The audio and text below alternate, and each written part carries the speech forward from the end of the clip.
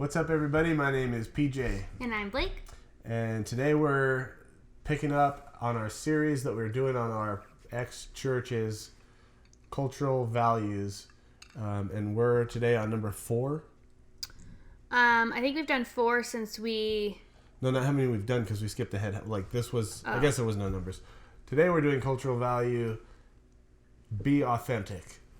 And we accidentally skipped this one, so we're going back to be authentic. And it's really kind of a doozy because just nobody was authentic. Yeah, well, I feel like... Or was everyone authentic? That's the question. Oh my gosh. I feel like everyone really wanted to be authentic. Right. And that's where I feel like this cultural value really was like a struggle, because there were so many people who were leaders there, and you know, like us and our friends who really, really wanted to be authentic in the sense of I wanted to share what I actually thought about things. I wanted to share with people when I was struggling with things, or like stuff like that, just like true good friendships. But it was really hard because if you shared, something you were struggling with, then there was a fear that you wouldn't just like get love and help and support, you would get demoted. Mm-hmm. And I mean that happened to you. Yeah, be authentic. Yeah, I think everyone did want to be authentic. And I think to a degree, people were authentic at times. Mm-hmm.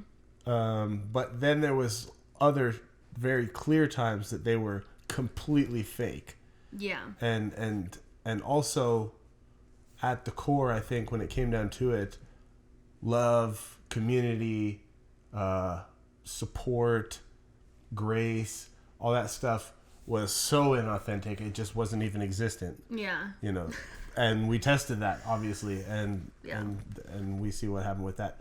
So, like you were saying, like I think one reason why you couldn't really be authentic, even though we wanted to be authentic, was all the politics and the fact that the head pastors had no accountability, had no even desire, I guess, to let themselves be called out. For example, one time I was authentically chewed out. Yeah. I believe she was authentically very mad at me. Yeah. And maybe she had a good reason, maybe not. But there was no discussion because that's not how it worked there. Authenticity ended right there because when it came to them making a point or making an example out of somebody for hurting their feelings or challenging their authority, it was way more important to regulate and let everybody know we honor our pastors. That was the ultimate cultural value, which I don't even think it was a cultural value, but an unspoken cultural value was we don't challenge our pastors. We don't tell them when they're hurting our feelings or when they're being rude or anything like that, because like you said, you lose your position. You lose your good graces. You don't get to, you don't get to sit at the right hand of Pastor so-and-so, slobby blobby. Like, because that was such a great position to be in. Like we were talking about how one of the things they really did well was, and talked about how well they did all the time too, was casting vision. Without a vision, people perish. And so they did really good they were really good at making you believe this was such a high calling and your purpose, and to be in Chico, California, and we're going to reach this city because there's a demonic principality hovering above like a cloud. And like we're going to break that thing down. So many other pastors failed. They went psychotic over trying to win Chico, and they just couldn't handle it. They tuck tail and run, and like, we're not gonna do that. Anyway, so I feel like they really made people believe that was such a great thing to do, and that these pastors were like just sent from God, to correct everything wrong with this county, and we're gonna put it on the map. It's gonna go from poverty stricken to everyone's gonna be living in mansions and no more bums. Yeah. And like, anyway, so my point is that really became such an attractive thing to do. It was like somebody who wants to be a baseball player and they devote years and years of their life to like getting recruited, and playing on a team. And then once you're on that team, who wants to sit on the bench? Who wants to be cut from the team or traded? That's embarrassing. And that's how you felt if you were authentic about something negative, a feeling you had about the way things were being done, you're going to get cut from the best church that has ever existed for all of time. And Apostle Paul is up in the clouds. Jesus is watching, and he's going to see your shameful ass get cut from this team because you couldn't cut it. Yeah. You dishonored your pastors. You didn't lead your department and build team. Yeah, well, I feel like what that did was it made little cliques of people who were authentic with each other. Like, I had a friend there where her and I would tell each other everything, things we didn't like about the church and like about the pastors, and we also didn't go tattle on each other. Right. There are some people that I tried to be authentic with and tell them like what I was struggling with, and they would just go run and tell the pastors, and it's like, okay, well, that's not helpful, and last time I talked to you about my problems. Yeah, exactly. So it's kind of like you're just testing everyone, and it's like, who can I actually trust here? Because I don't know who's just going to go run off and tell, the pastor something bad. And sometimes it was like not even what I said or what I meant. That's why it's like you are not supposed, like, you don't talk about other people's business. Like me venting about something that I'm struggling with, or, oh, the pastor said something to me I didn't like, I don't know how to handle it. That's not gossiping about the pastor. That's me getting advice from a friend on what I'm supposed to do, you know? And so I feel like because of the culture that ended up being created there, it just created these little cliques of people that would just complain to each other, and that's kind of how we started. Like, us and one of our other friends were like, oh my gosh, like, we actually all are feeling and thinking the same exact thing. It's like really refreshing and comforting. I guess I feel like one of the things that I feel like this is something that could be a problem with all churches, all religions, is you kind of inadvertently create this culture of perfectionism when you feel like you're constantly under scrutiny and you're constantly being critiqued on how well you walk out your faith. And it's like a terrible thing, a sin, like to not do well, according to your Bible. And I say your Bible because I feel like this is like I feel like all religions make people suck more because they want to look and they want to actually be really good, but there's no way. So, I guess, for example, with us, it's not that we gave in to a spirit of sexual immorality. It's a spirit of adultery. We need to cast it off of you. Mm-hmm. No, actually, it's just I'm so alienated from all of my fake friends because they'll turn me into the head pastor, in the name of getting more points with them. No, well, yeah, but what's the word? covering you. They're going to cover you. Let me cover you, brother. You're going off track. Oh my god. So without even talking to you, I'm going to go and let the pastor know, and we're going to figure this out. We're going to have a team meeting behind your back and discuss what's going on with PJ. What's going on? Like, what do you guys think we need to do? Wow, that's so loving. How is that not gossip? That's what I don't get. It's like, Well, let me finish my thought. Like the problem with that is it's not that you're demon possessed and you just gave into sexual immorality.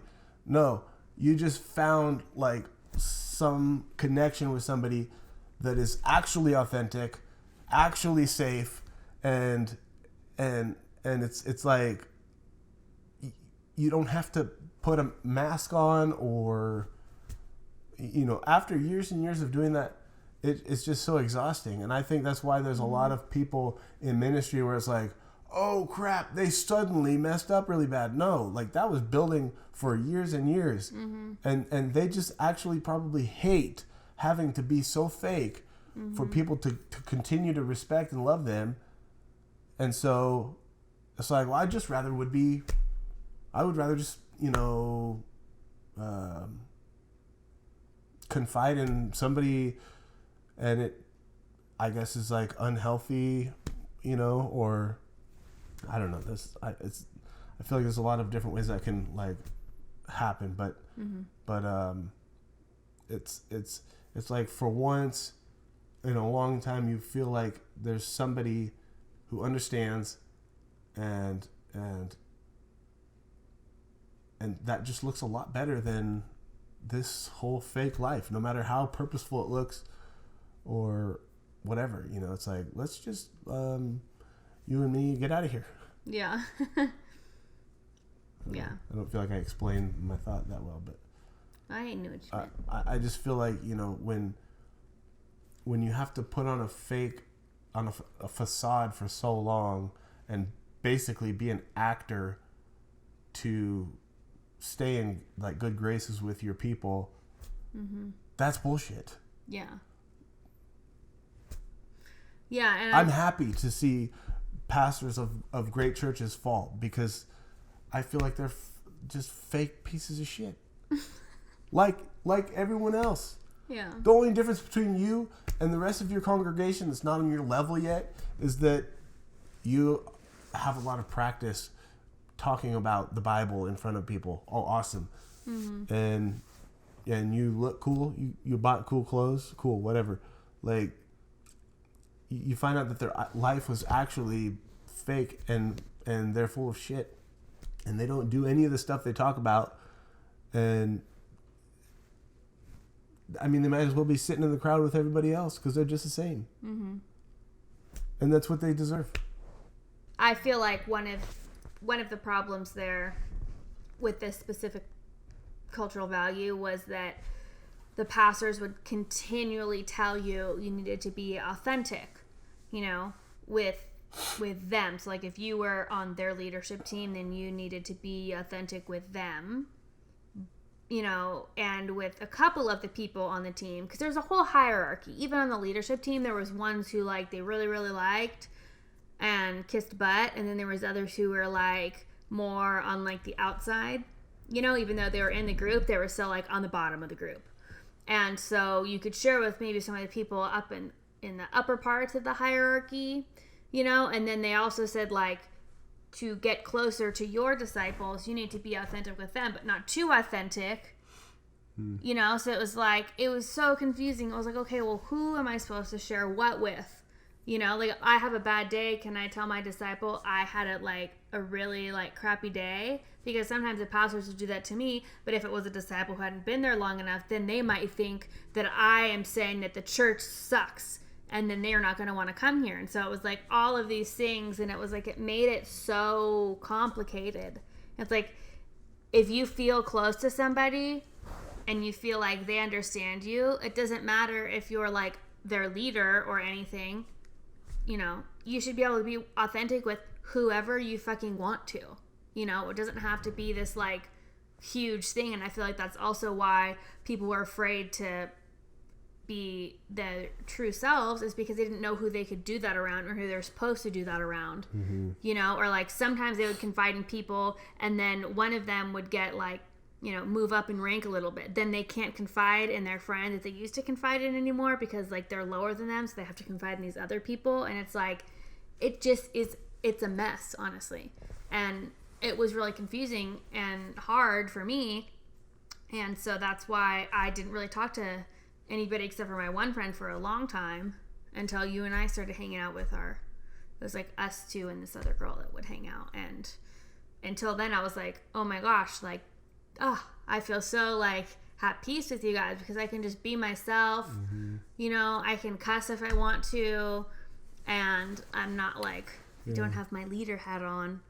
So, you know, I could just like actually be myself, and it was so nice. And I feel like that's how all relationships should be, you know.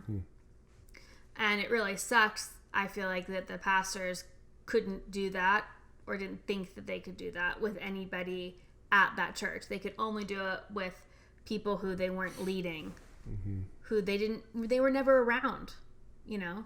It's like, what, somebody from another church comes and visits us and tries to help our church once a year, and that's the person that you're going to confide in over everything. They don't know you, they don't see you every day. So it's like, how do you do that, you know? Look, guys, see, we have leaders too. Yeah, we have great friends in ministry. It's like, okay, you have an acquaintance who you talk to. No, you're actually isolated and completely cut off from like all humanity. That's right.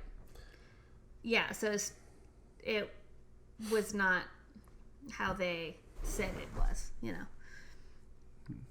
So, but yes, so the gossip thing, that was another thing that bothered me. Yeah.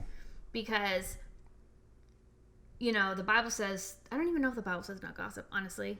I feel like that sounds right, but It says something about gossip. Yeah, I'm not 100% sure what it actually says. But, you know, they would say, like, not to gossip about people. But then if somebody on the leadership team was struggling with something, the pastors would go around, or at least the executive pastor would go around. She would pull in together groups of people to talk about this one person, talk about what we're going to do with them. Like, okay, they're struggling. Like, can you reach out to her? Like, can you go to lunch with her? You know?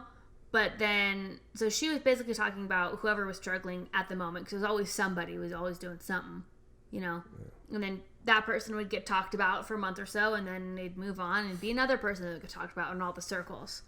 And I don't understand how that's not gossip. That's not helping that person. Go to that person and talk to them and say, who do you like to hang out with? You guys go do stuff, you know? Well, here's part of the reason I feel like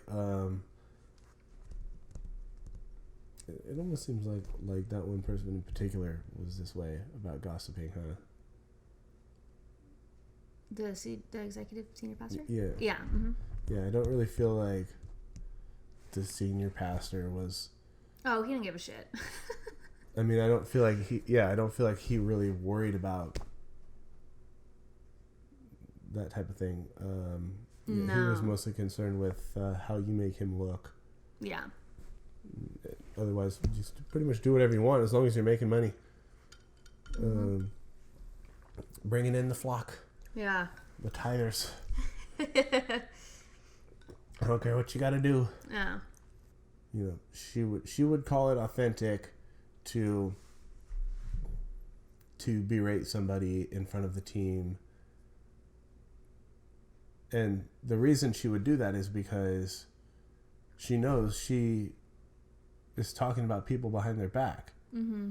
And she knows that you know, right. It's like, oh, like, don't worry, this isn't gossip because I'm about to talk about it with them in front of everybody too. So I would say it in front of their face, you know, this isn't gossip. Right.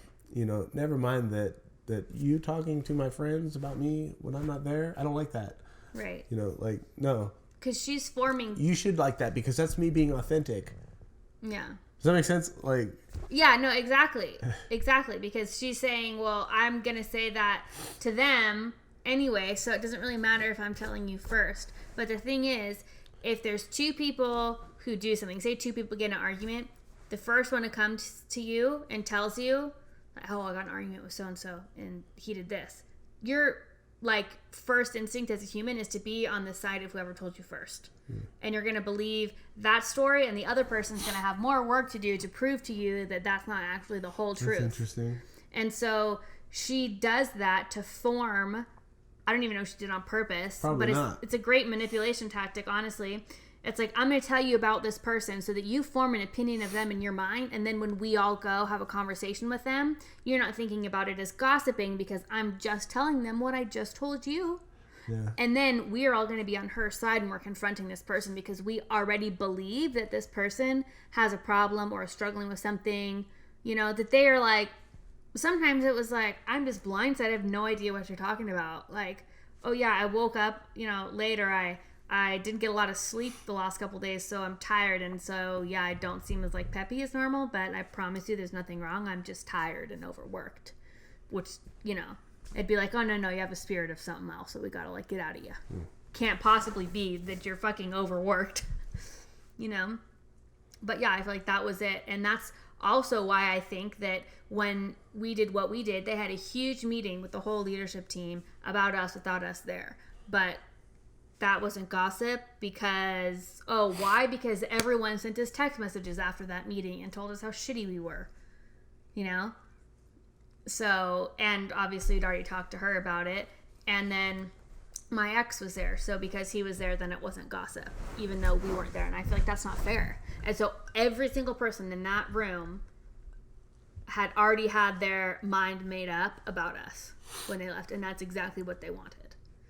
They didn't want to help us. I don't think it was that they had their mind made up. I think that it was just they threw a wrench in the whole, you know, helping us with what we were going through thing, because I don't know, just, you know, inadvertently putting this whole twist on it, like how do you guys feel about what they did to us? And they probably would.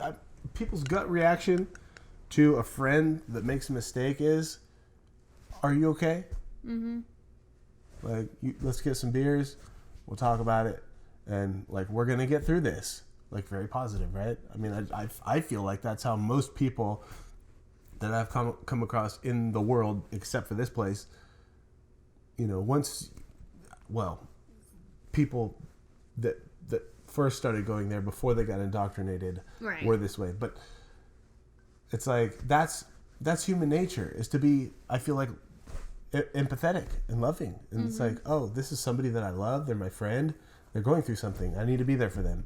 Yeah. You know, but those pre-meetings, the gossip sessions before the actual like confrontation, set everybody up to be thinking very negative things. Like, you know, things that it's like, I think they're still confused. Yeah. There's no reason why some of the people there that are like not talking to us or not talking to other people that left the church in past times. It's like, why the hell aren't you talking to them? Yeah. There's no reason. There's literally no reason. No. Like, except that you had this little meeting before you formed an opinion about it. And those people fed you your own thoughts, your own beliefs about it that you still hold. Right. That it's like, I can't believe they did that to us. Right. We were all supposed to be running and building this church together. And like, they just left, abandoned me. Yeah. No, dude. People were fucking hurt by those people. Yeah. Like, people were manipulated and like gaslighted. And is that the right word? Gaslight? Yeah. Gaslight someone? Gaslighted. Gaslighted. Yeah, just like, you know, confused by the situation there, and trying desperately to look after their family and do the right thing, and that meant leaving. Right. And I don't know, just like, it's like, but now we still can't be friends. I know, that doesn't make any sense to me. So one more example of how being authentic really bit you in the ass there.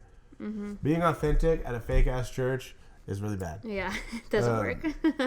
So I was in charge of the AVL department on a weekly basis, and I'd been doing that for several years. and it was getting really difficult, and I'm sure it was for everybody, because there were some times where just the whole church would go kind of in these waves of struggle because of the pastors. Yeah. The pastor so and so's, going through something. Well, we're all just gonna pay for it. Yeah, pretty much. And so we were in one of those phases where it's like we gotta get better. We gotta do this. Nothing's good enough. I don't know. And like, so I was doing all this different stuff on top of normal life stuff, work, family, all that, whatever. And I was open and authentic about what I was dealing with somebody. I think it was one of the pastors, and that resulted in me just losing my position. I just walked in one day and somebody else was in charge, and they came up to me and said, "Okay, so I'm in charge of this department now," and I was like, "Okay, well, what are we gonna do?" Because this was somebody I trained, Yeah. and I never had any bad blood with them. I never wanted to make them feel bad for anything, because they were just doing what I was doing, just trying to respond to their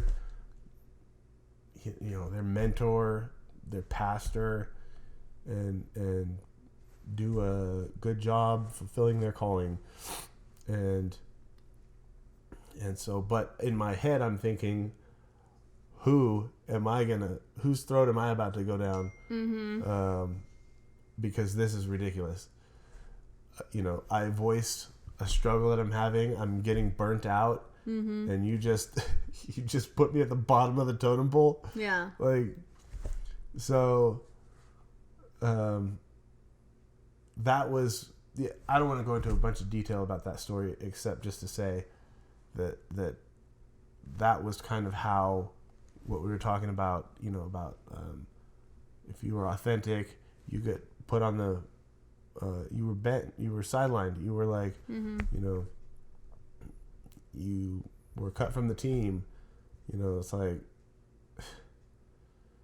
just it's like if you weren't the highest possible performer, or if you went backwards ever and had like a difficult season like they did so many times, like, it's okay. Like, you know what, you should sit out for a while.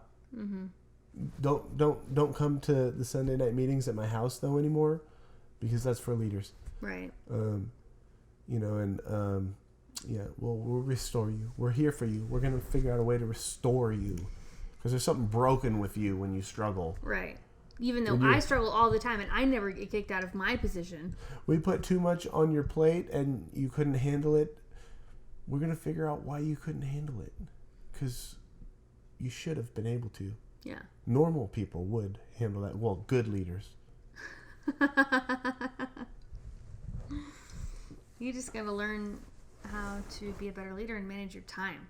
The most hilarious thing about all of this is that they had this great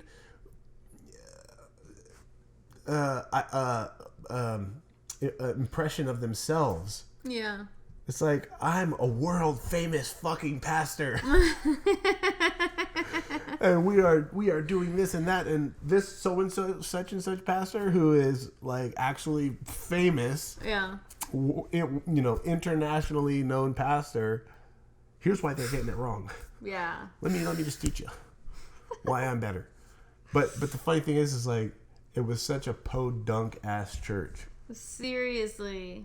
I mean, side note. That was just a side note. I mean, all of this stuff we're talking about, it's like they talk about, without a vision, people perish. They could not see themselves for what they really were. Yeah, that's true. They're not authentic with themselves at all. Yeah. That's for sure. That would have been a good cultural value. We're authentic with ourselves. Yeah. super not self-aware for sure. So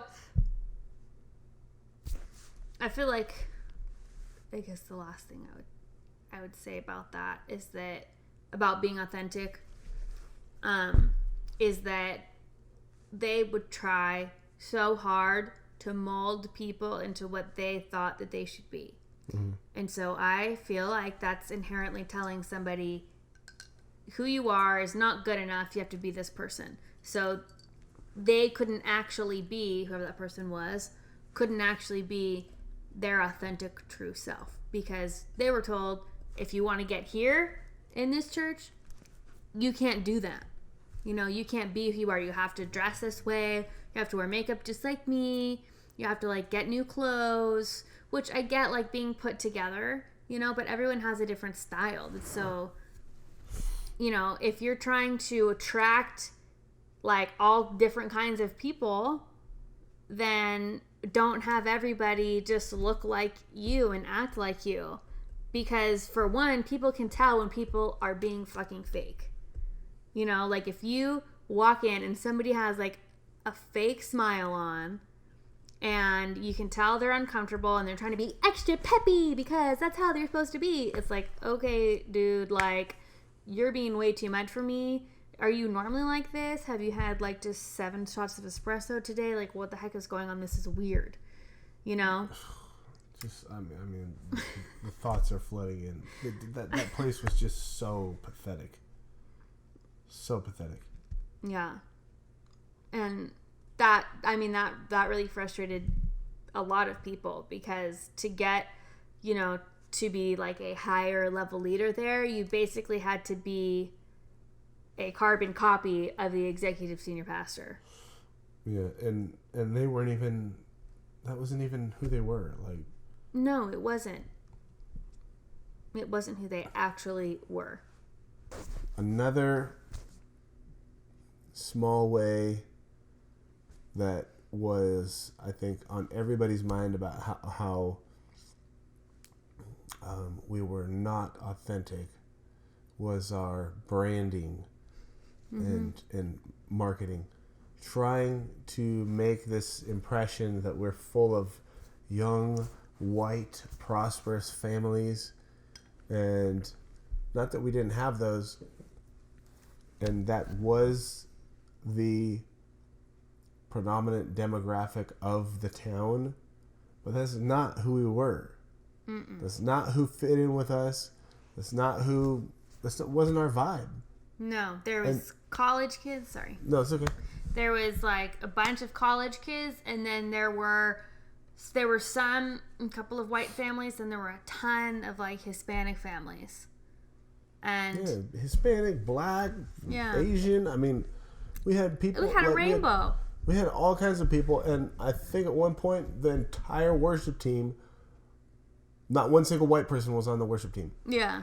And it's just funny because it's just plain and simply just a fake representation of who we were. Mm-hmm. It's not authentic. And the reason that they clung to using these stock photos of white families was because they wanted white families to be a part of the church. Right. Nobody else did. Right. I definitely wanted us to take pictures of our own fucking people, right, and let's use those for flyers. No, we use these stock photos of white people. You know, not to make a statement about, you know, what's going on in the world right now, but, like, you know, that's what it was. Yeah. And it was just to me, it was just like, we don't have people and cameras. We can't take our own picture. Like, that's just so fake. And you can yes, because you can tell stock photos. I remember there was a little family that we had on a flyer one time, and somebody saw that exact same family, same pose, exact same stock picture in, like, a picture frame at, like, Ross or something. And I was like, yes, exactly. This is why we need to use our own people. Because how great would it have been if somebody would have come in and said, like, oh, you're the people on the flyer. That's so cool. Right. Like, that's way more authentic. And then you automatically feel like, wow, these people are, like, legit. I feel like I always kind of took some pride in, even though I took flack, I took a lot of pride in the fact that I just never fully drank the Kool-Aid. Mm-hmm. I definitely did in some ways. I wanted to be what we were told we were going to be. Mm-hmm. Like, I wanted to reach the world with this good news that you can have a solid relationship with God and Jesus Christ and people, and like you can have just, you know, like a group of really awesome friends and family. Mm-hmm. And in ways we kind of did that, but we didn't. And when it came down to it, you know, from the very top down, it just wasn't there. But I, in a lot of ways, I feel like, not just me, a lot of people like me who were truly authentic, really got a lot of flack there. You either kissed ass or you just didn't fit. Yeah. It didn't have anything to do with authenticity. You know, for the people who took them at their word, they actually didn't do well. Yeah. Like, you had to learn how to play the politics there and look authentic whilst being totally upon a reproduction of who they were, not yourself. Mm-hmm. And those were the people that really made it big. Which, I mean, they didn't make it big, but they made it big in that place. It's like, Yeah. you want to be a shot caller here? Like, do this, and this. Mm-hmm. And like, if that conflicts with your conscience or with the reality of who you are, and you have the balls to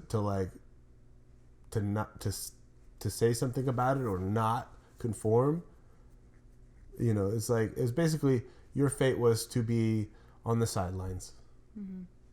We're happy to have you here to tithe, but don't expect to come over and hang out with the team after Sundays, Right. at the pastor's house, Mm-hmm. and get accolades and Right. you know, all that. That's so true. That's so true. And that's why it was so frustrating to actually try to be authentic, knowing you couldn't if you wanted to have any, if you wanted to be in leadership at all, you really couldn't be authentic, and that was the problem. Yep. With that cultural value specifically. So stupid that we stayed there for so long. Well, it's because we liked the other people there, you know? There's a lot of reasons why, but yeah. That's not the only reason why. Yeah, I mean, I'm saying in regards to this, in thinking about this cultural value specifically. Okay, so that was it for episode 24. Yes. And if you guys have any experience about how you felt like you were trying to be authentic and it didn't work or anything like that, just leave a comment or send us a DM. It's really interesting hearing everyone else's stories. And make sure to like and subscribe to our YouTube channel because it really helps us. And we'll see you guys next week.